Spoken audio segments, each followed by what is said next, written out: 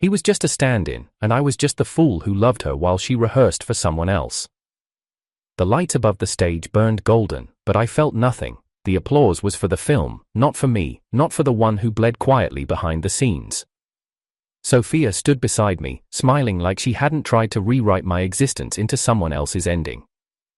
The premiere of Fragments of Him was live-streamed across the country, every lens pointed our way, every question about our vision, our journey, and our dream project. They had no idea I was never part of her dream. I was her mirror, her memory keeper, her replacement. I stared ahead, the cue card trembling slightly in my hand, not from nerves, but from restraint, because in my pocket wasn't a speech, it was a USB.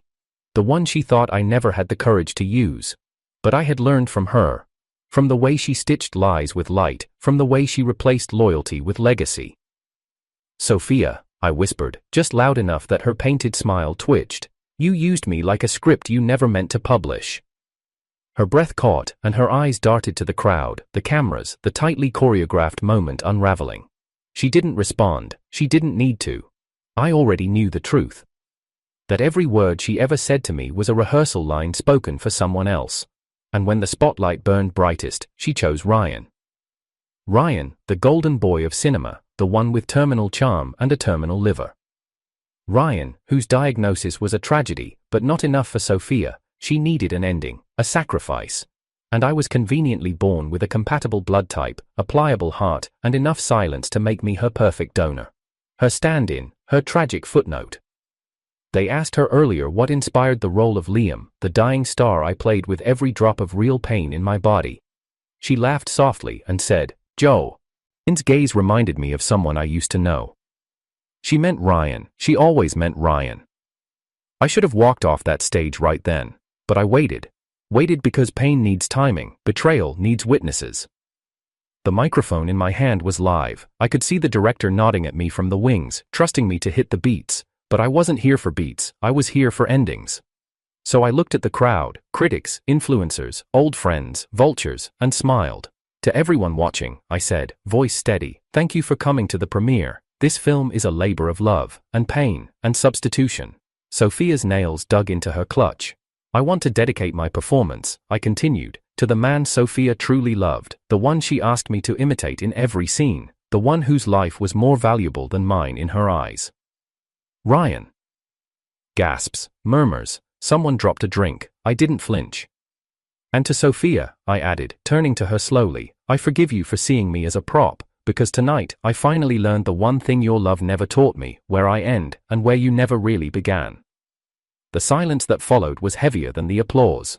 I wasn't supposed to be on camera, I was just the guy who checked the lighting rig and read temp lines off camera so the real actors had something to react to. No one remembered the name of the stand-in, not even the director most days. But I remembered everything. The way Sophia first looked at me, not like someone she was impressed with, but someone she couldn't unsee. That flicker in her eyes didn't say, "You're talented." It said, "You remind me of someone." It was during the last scene of The Glass Sonata, a film Ryan had starred in just before he disappeared from the public eye due to health reasons. I was filling in for a wide shot they needed to frame, and she walked onto the set unannounced. Sophia, the executive producer, the force behind half the films that ever made it out of post. She wore beige heels that made no sound and a black coat with pearl buttons. She stood beside the camera monitor, arms crossed, silent. When the crew broke for lunch, I lingered, still holding the script marked with lighting notes and camera angles. That's when she approached me. "What's your name?" I blinked. "John?" She tilted her head. "John what?" "John Taylor." She stared at me for an uncomfortably long time, like she was looking through me, comparing something invisible behind my eyes. "You look familiar," she murmured, then added, "Can you act?" I laughed once, quiet and unsure. "I guess." That night, I found a call sheet in my locker with a new name listed under lead audition replacements, mine. I thought it was a prank. By morning, there was a contract on my email signed by Sophia Liu herself. I should have asked why. I didn't. I was too busy trying to believe I was being given a chance. The kind you don't question when you've spent years eating from craft service leftovers and sleeping in your car outside the lot. It didn't hit me until much later, when people online started comparing me to Ryan. The bone structure, the tone of voice, even the way I held a glass on camera. They said it was uncanny, that it had to be deliberate, that Sophia had found a ghost image of him. They weren't wrong. I was a shadow she cast on screen, shaped to her memory. But back then, I didn't see any of it. I remember one day on set, Sophia handed me a coffee and said, "Don't read too much into what people say. The only reason they see Ryan in you is because they miss him. That's not your fault." And I believed her. Because she said it while brushing lint off my jacket like she cared. Because she knew I hadn't slept the night before due to nerves and told me to rest between takes. Because she said things like, "You're more than you think you are, John." And for a guy who grew up with no one saying that, it felt real. There was a rooftop behind Studio C that no one used. I'd go there to breathe during long shoots, to escape the chatter. The air was always cold that high up, even in summer. On the second week of shooting Ember's End, I found Sophia up there already, standing dangerously close to the edge, staring at the skyline with her arms wrapped around herself. "You come here too?" she asked, without turning. I nodded, holding out my scarf when I saw her shiver. She took it without a word, wrapped it twice around her neck, and finally smiled. "Thank you, classmate," she said, echoing some memory I didn't share. Later I'd learned that was something Ryan used to say to her in college. A pet name, a timestamp, another reminder that I was just walking the path someone else had already carved. When we wrapped the third film, she offered me a contract that spanned 5 years, exclusivity. Her company would represent me, brand me, protect me. It felt like security. I signed it the same night. That was before I realized what security meant in her world, being boxed, branded, silenced, being offered roles that mirrored Ryan's legacy, not mine. Every award show, every campaign, every magazine shoot, she orchestrated it with a puppeteer's grace, crafting a version of me that wasn't mine to live in. I would have left earlier, but she always knew when to stop me. When I started asking questions, she'd tilt her head and say, "Are you really going to throw away everything you've worked for?" And then, softly, "Are you really going to leave me, John?" Like she needed me. Like I mattered. I don't know when it stopped feeling like admiration and started feeling like imprisonment. Maybe it was the day Ryan's name showed up again, rumors he was dying, that he needed a transplant, that there was someone in the industry with a matching blood type. I ignored the dots, until I couldn't. I remember walking into the hospital lobby after a routine checkup and seeing Sophia there with a doctor. She didn't notice me, but I saw the chart, saw my name, saw the words donor match and Ryan's profile right beside it. That night, Deborah texted me. Deborah never used to say much. She worked in production, quiet, competent, always tucked into oversized sweaters and sensible boots. She was the one who replaced my coffee when Sophia knocked it over without apology. Who once handed me my script when I forgot it, without a word. But that night, she wrote, "You know she's not doing this for you, right?" I didn't reply. Not because I didn't understand, but because I finally did. Deborah had always been there, in the background, saying little but seeing everything. She was the first one who looked at me and didn't see Ryan, she saw John. I'd catch her watching sometimes, when Sophia was giving me orders, when the crew laughed a little too hard at Sophia's jokes, when I stood on my mark pretending I belonged. Deborah was the only one who never asked me to perform off camera. Sometimes that's all you need to know what real is. That was when I started recording things. The private meetings, the conversations, the arguments. I bought hidden mics, cameras, not to hurt Sophia, just to survive her. Because even shadows eventually get tired of being cast. Sophia handed me the script like it was a trophy, gold embossed cover, heavy cream pages. "They want you for the lead," she said, like the whole world had been waiting for this moment. It's poetic, really. The story is inspired by Ryan. Of course it was. The script was titled, The Glass Fade, a story about a brilliant broken actor facing his mortality. Tragic, angelic, unfinished. It was Ryan, from the first monologue to the final line, and she wanted me to play him. I flipped through the pages, my fingers trembling without permission. The opening scene was set in a hospital bed, tubes, applause from a television in the background. The character's name wasn't even changed. Liam, Ryan's stage pseudonym before he became a household name. You don't see it, she asked, her voice soft, dangerous. How perfect you are for this. Perfect, not for the role, for her plan. I smiled. You really think I'm perfect, Sophia? She didn't notice the bite under my words. Instead, she cupped my face gently like she used to when she wanted me pliable. They'll see what I saw first. I should have walked out right then, but I didn't. Because I wanted to know how deep it went, because some part of me needed to stand in Ryan's ghost to burn it down from the inside. The next day, the announcement went live. Sophia Liu's company greenlights The Glass Fade, starring her protege and rumored partner, John Taylor, in a role inspired by greatness.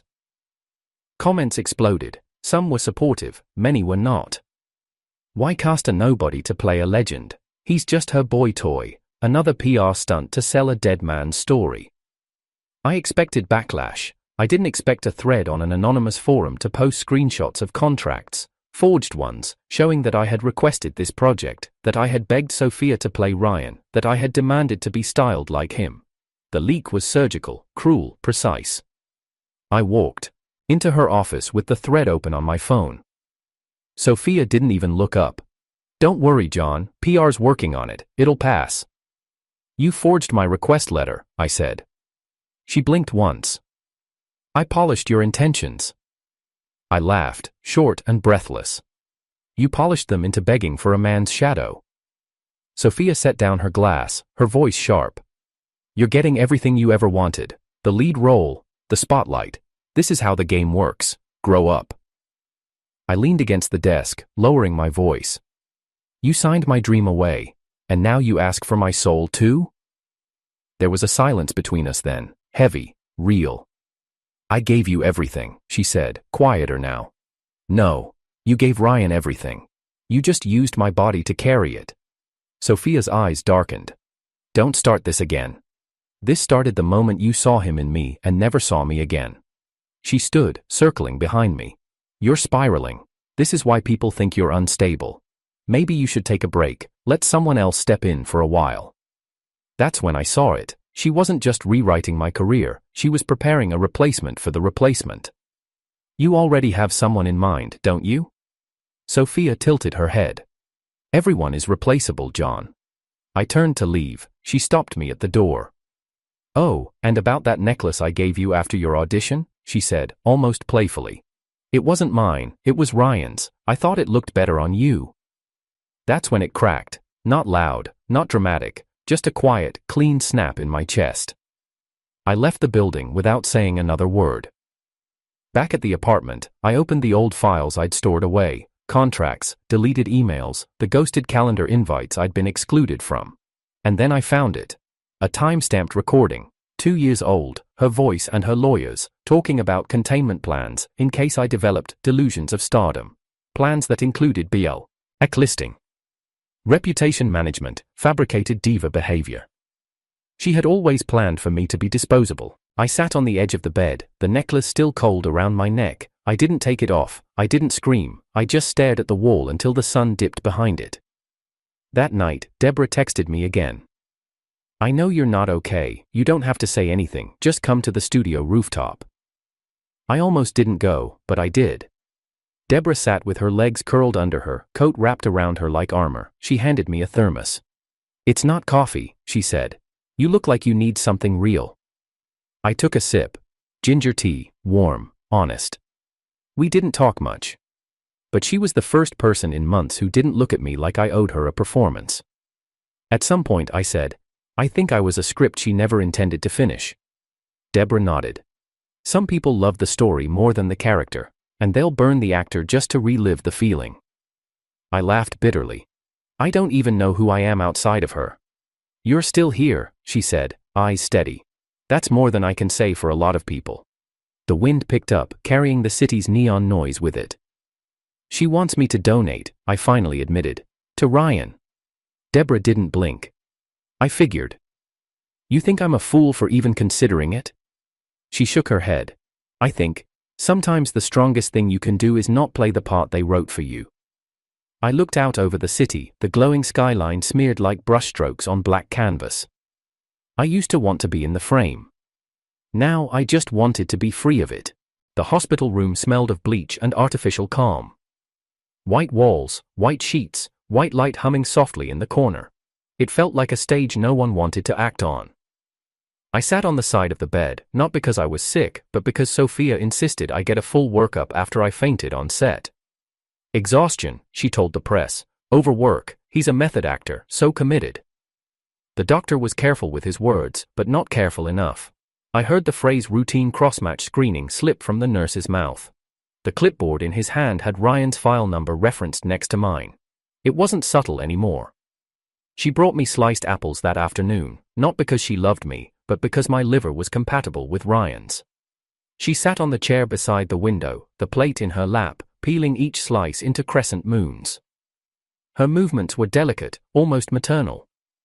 She'd never done this before, never even boiled water while we lived under the same roof. Now she peeled fruit like a wife in mourning for a man who hadn't died yet. I added lemon, she said, holding the plate toward me, like a peace offering. I took it. Not because I forgave her, but because I wanted to see how far she'd go pretending.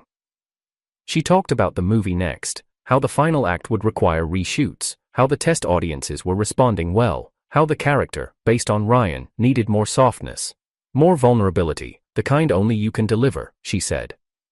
I nodded like I cared. She stayed a few hours, watching the snow fall outside the window in silence. Eventually, she said, "Do you remember the scarf?" I did, but I didn't answer. She placed the last slice of apple on the plate and stood. "You were kind to me when you didn't have to be." I didn't tell her that kindness wasn't something I rationed, that even now, even knowing what she'd done, I wasn't angry in the way she expected. I wasn't volatile, I wasn't theatrical, I was empty. That was worse. When she left, I lay down and stared at the ceiling until the shadows on it changed shapes. I pressed play on my phone, not music, not a film, but the recording of her voice 2 years ago, planning my containment strategy. Listening to her talk about me like a problem to be managed was strangely comforting. It reminded me that I wasn't crazy, that what I felt was real. I scrolled through old audition clips, stopping on one where I'd improvised a line she once said Ryan wrote. She had smiled when I delivered it, her eyes glassy. I thought it was pride. Now I knew it was memory. I closed the phone and let it fall to the floor. The snow kept falling outside. Somewhere, probably, Ryan was also watching it. Or perhaps he was in bed, calculating how many breaths he had left, wondering when Sophia would convince me to trade mine for his. I didn't sleep that night.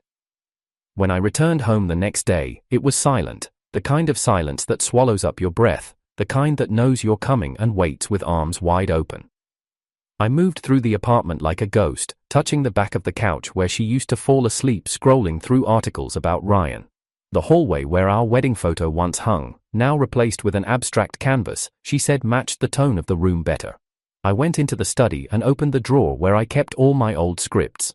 The margins were still filled with notes, scribbles, highlights, a star by a line in one, even dying stars still burn until the end. I remember circling it after Sophia said it reminded her of Ryan. Everything reminded her of Ryan. I sat down and flipped through another. My name wasn't printed on the cover. It was Ryan's. She had given me his scripts, leftovers from the roles he'd declined, repurposed for me. It wasn't acting. It was shadow puppetry. And I had been so proud. That night I found the rooftop again. The same one where she first took the scarf I gave her. It was cold now. Bitter. I stood at the ledge and looked down, not with any desire to fall, but to remember that gravity still existed. The wind whipped through my coat. My fingers were stiff. My heart, quieter than usual. I heard the door creak behind me. It was Deborah. She didn't speak, just walked to the ledge and stood beside me, holding out a thermos like last time. Ginger tea again. I should have known the moment she said the script was written for me, I whispered, unsure if I was speaking to her or the wind. Deborah didn't interrupt. She brought me apples, peeled them, I said. I thought maybe that meant something. It did, Deborah said, her voice soft but steady. It meant she wanted something. I let out a bitter laugh. Yeah, a liver. Deborah turned to face me fully. You're allowed to hurt, you're allowed to grieve, just don't bleed for someone who only ever wanted your bones. I didn't cry, not because I didn't want to, but because I didn't have any water left in me. Everything had already been given away. A few days later, Sophia sent me a message, a voice note. Her voice was calm, sweet, calculated. John, I don't want you to feel pressured, but Ryan, he doesn't have much time, and I know you've always wanted to do the right thing. You always say that, remember? Right over easy. That's your motto. Please just think about it. I'm here, I'll be with you, we'll do it together. I replayed that message 10 times. Not because I believed her, but because I needed to hear what desperation sounded like in her voice.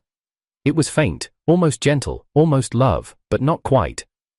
Later that night, I took out a pen and started writing my own lines, not for a role, not for a scene, for truth, for myself. And in the quiet of that room, beneath a window frosting over with snow, I wrote my first line. She brought me sliced apples, not for love, but because my liver was compatible with Ryan's.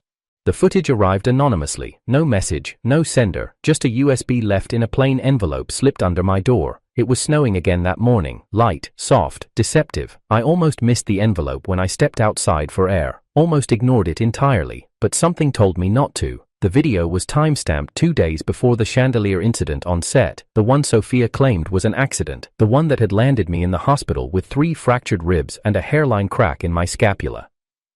It was grainy but clear enough. Ryan's assistant, wearing a studio pass, adjusting the rig above the stage where I'd be giving the final speech. He glanced around nervously, climbed the ladder and did something with the bolts, fast, mechanical, practiced. Then he disappeared off screen. I replayed it, again and again, the same angle, the same screw being loosened. At the bottom of the frame, someone else entered, just briefly. Sophia. She didn't look at the camera, she didn't speak, she just handed the assistant something in an envelope and walked away. That was the moment everything changed. It wasn't grief that gripped me, not even betrayal, it was stillness, a calm that settled deep into my bones. The kind of clarity that only comes when there's nothing left to save. I transferred the video to my phone and walked into the rain without an umbrella. Sophia was at the editing suite, reviewing final color grading for the glass fade. She looked up when I entered, then quickly dismissed the room with a flick of her hand. They obeyed her like clockwork. You look better, she said gently. Healing suits you. I saw the footage, I said. She blinked, once, twice, then reached for a bottle of water as if thirsty. I don't know what you mean. I think you do. She didn't ask to see it, she didn't deny it, she just stared at the floor. Was it your idea? I asked. Or his? She exhaled slowly. He was desperate. I didn't know it would fall that hard. But you knew it would fall. Silence. I sat down across from her, placing my phone on the table between us. I could go public. You won't, she said. Why not?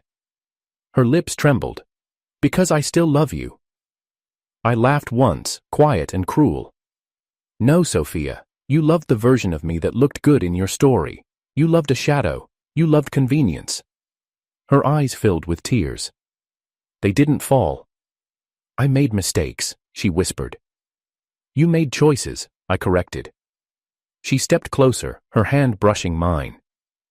John, I can fix this. We can fix this. Just give me something to believe in. Please. And in return? I asked. Her voice was barely audible. Your liver. For Ryan, he doesn't have much time, but after this, after he's okay, I'll be with you, completely. I stared at her like she was a stranger who had borrowed someone else's face. You want me to carve out my body so he can breathe and you can pretend you didn't kill me slowly for 3 years. Tears rolled down her cheeks now, real ones, but they came too late. She stepped back like she knew she'd lost something final. I'll give you everything, she said. Every contract, every right, every title. I'll even marry you again, properly, publicly. Just say yes. I stood, gently pushing her hand away. If I'm a stepping stone for your ending, I said, voice even, I'll choose where I fall. She froze. You don't get to script my death and call it love. I turned and walked away, not fast, not slow, just enough for her to feel the absence. That night, Deborah met me in the editing room. I got it from a technician, she said, handing me a flash drive. They've been hiding all kinds of things. The files included raw voice memos, emails between Sophia and her board, even a pre-approved article drafted in advance to frame me as unstable and unwilling to support a humanitarian cause. There were even 2 internal pitches for brand campaigns. From villain to savior, the redemption of John Taylor. He saved a legend, now it's time you see the real hero. Deborah looked at me carefully. They were planning to sell your surgery like a redemption arc. I stared at the words until they stopped making sense. You were never the actor, she said gently. You were the product. I nodded, shoulders heavy but heart strangely light. Then it's time they saw what happens when the product speaks back. 2 days later, I filed for divorce.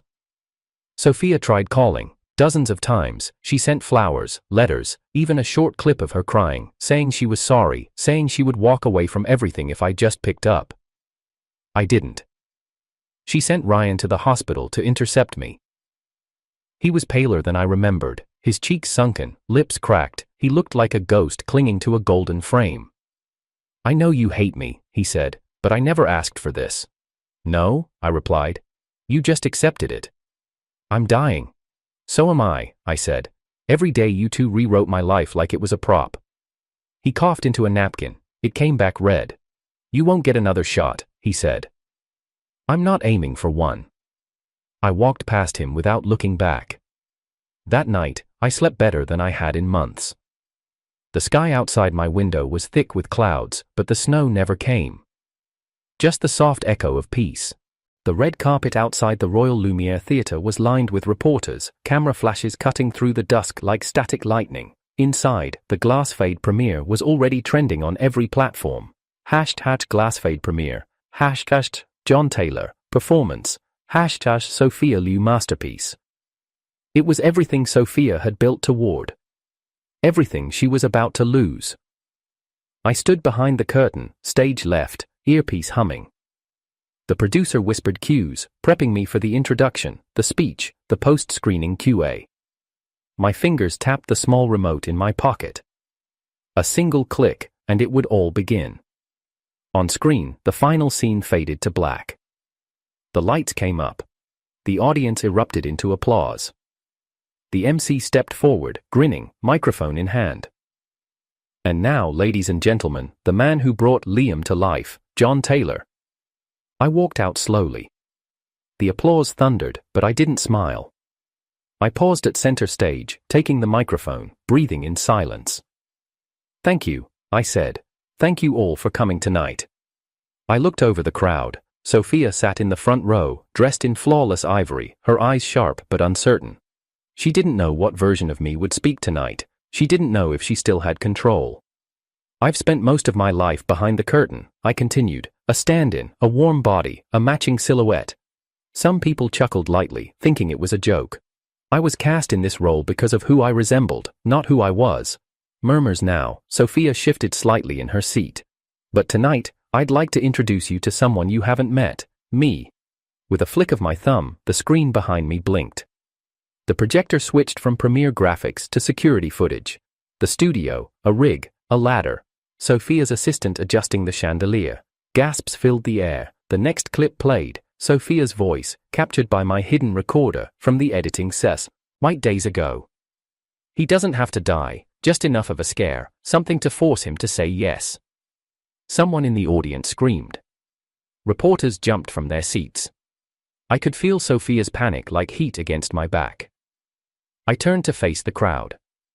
That's what I was to her. Not a partner, not a husband, a performance, a signature on a surgical form. The video shifted again, email chains, campaign drafts titled, The Redemption of John Taylor, contracts with forged timestamps, her fingerprints across every page. This wasn't just about a role, I said. This was about a life being curated, sculpted, then discarded when it no longer served the story. The audience was stunned into silence. Sophia stood, pushing past people, trying to reach the stage. Stop this, she shouted. John, this isn't the place. It's the perfect place, I said, calm, because this is where you staged my final act. More voices rose now. Is this true? Was this all a lie? Did you try to kill him? Did you fake the contracts?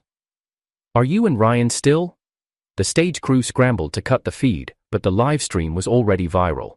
Clips spreading like wildfire. A buzz went through the theater. People stood. Phones out. I stepped forward, toward Sophia, as she pushed through the press crowd below the stage. You ruined yourself, she hissed, her face flushed.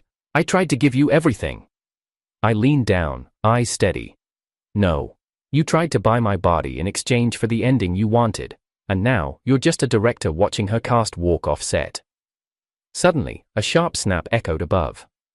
The chandelier, again. Someone screamed. Instinct overrode reason.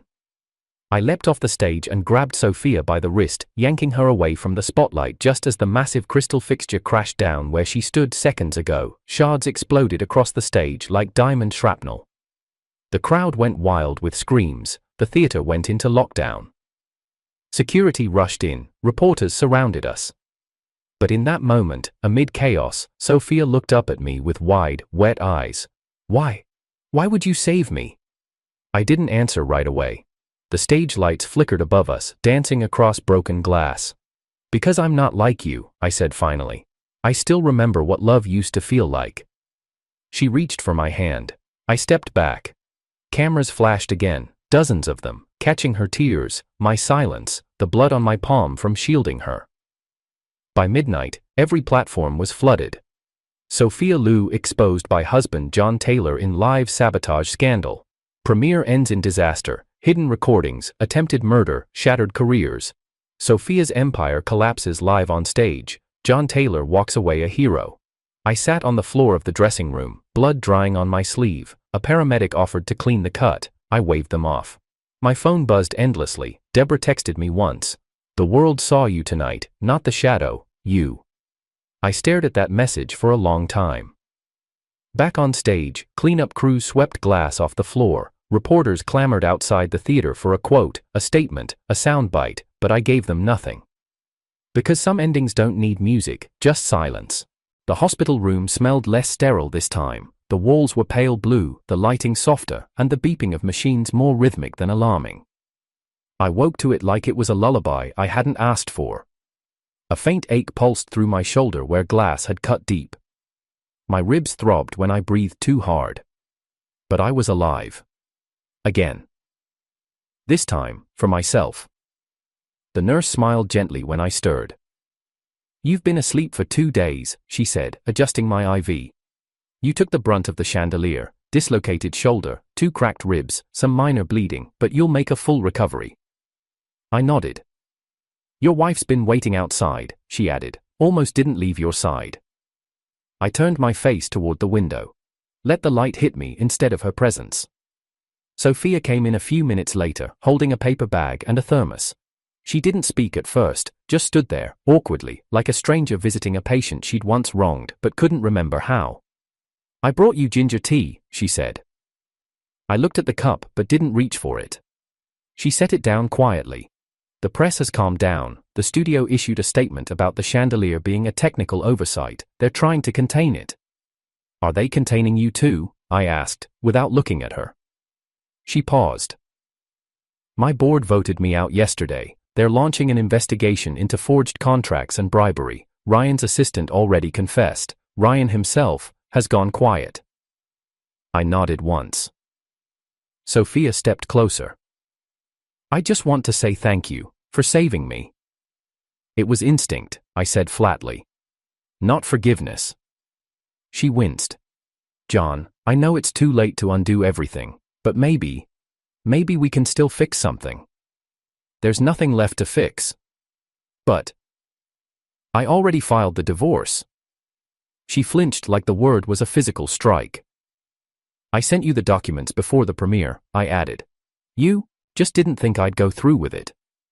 I thought after everything, after you saved me, you still thought you had me. Sophia walked to the edge of the bed, her voice lower, almost trembling. John, I was wrong, about all of it, about you. I lost myself in trying to keep Ryan alive. I didn't realize I was killing the only person who ever truly saw me. I looked at her then, really looked, and saw someone I didn't love anymore, maybe never had. I saw ambition where affection should have been, memory where presence used to live. You saw me, she said again, stepping closer. And I know I failed you, but if we just started over, there is no over to start from. She reached out, tears finally welling. John, I'll give up everything, the company, the money, the public image. I just want to be yours again. You were never mine, I said quietly. You belonged to the idea of someone else. I was just the closest reflection. Silence settled between us, cold, final. I closed my eyes, letting her presence dissolve into the hum of machines and the snow starting to fall outside the window. By the time I was discharged, my divorce was finalized. My lawyer sent over the papers with a single line attached: "You're free." I didn't reply. Instead, I walked out of the hospital into soft winter light. Paparazzi waited near the gates, but they kept their distance now. Maybe they'd seen enough. Or maybe the headlines had already been replaced. A black sedan waited by the curb. Deborah was leaning against it, coat buttoned to her chin, scarf wrapped high. She gave me a soft nod as I approached. "I was in the area," she said. I smiled faintly. Coincidence? Maybe. I slid into the passenger seat. We didn't talk much on the drive, just listened to the quiet. At a red light, she finally spoke. "You're going to be okay, you know?" I nodded. "I know. You don't need to rush back into anything." I looked out the window at the blinking city, at the billboards already cycling new faces and new names. "I got a call yesterday," I said, "an indie director, Nolan Reyes. He saw my performance before the stream cut off, wants to cast me in his next project, lead role, no strings." Deborah smiled. "He has taste. He asked if I was done being someone else's echo, and I told him I'm ready to speak in my own voice." We drove in silence the rest of the way. When I got home, the apartment was no longer mine. Sophia had moved out. Her perfume didn't linger, the furniture had been replaced, the framed photo on the entry table, the one where I stood beside her in a tux, smiling too earnestly, was gone. I stood in the empty living room and breathed in the stillness. It was the first time in years the silence didn't feel like punishment. I spent the next weeks quietly rebuilding. Scripts arrived, meetings were offered. People apologized, agents who had ghosted me, producers who once rolled their eyes. The industry was fickle, but this time, I wasn't chasing its affection. I knew what that cost. Nolan's script was different, raw, honest, no grand set pieces, no fake redemption, just a man trying to figure out where he began after years of being erased. I accepted the role. One afternoon, during rehearsal, Deborah came by with coffee. She didn't stay long, just smiled as she watched from a distance. I caught her reflection in the monitor and realized I didn't feel the need to explain anything to her. She already knew. The night before filming began, I stood on the same rooftop Sophia once called her sanctuary. Snow fell softly. Below, the city breathed in silence. I took out my phone. One last voice message had come in from an unknown number. I played it. "John, I just needed you to know. I did love you. Maybe not the way I should have, but it was real, somewhere in between the lies, somewhere in between the roles." I deleted it. Without flinching. I stepped back from the ledge, smiling to myself. The next morning, as I walked into the studio, I passed by a press crew gathered outside for a different premiere. Sophia stood at the edge of it all, surrounded by flashes and hollow praise. Her eyes found mine through the crowd. She didn't call out. Not yet. But as I turned, walking toward my own set, I heard her voice, low, desperate, soft. "John."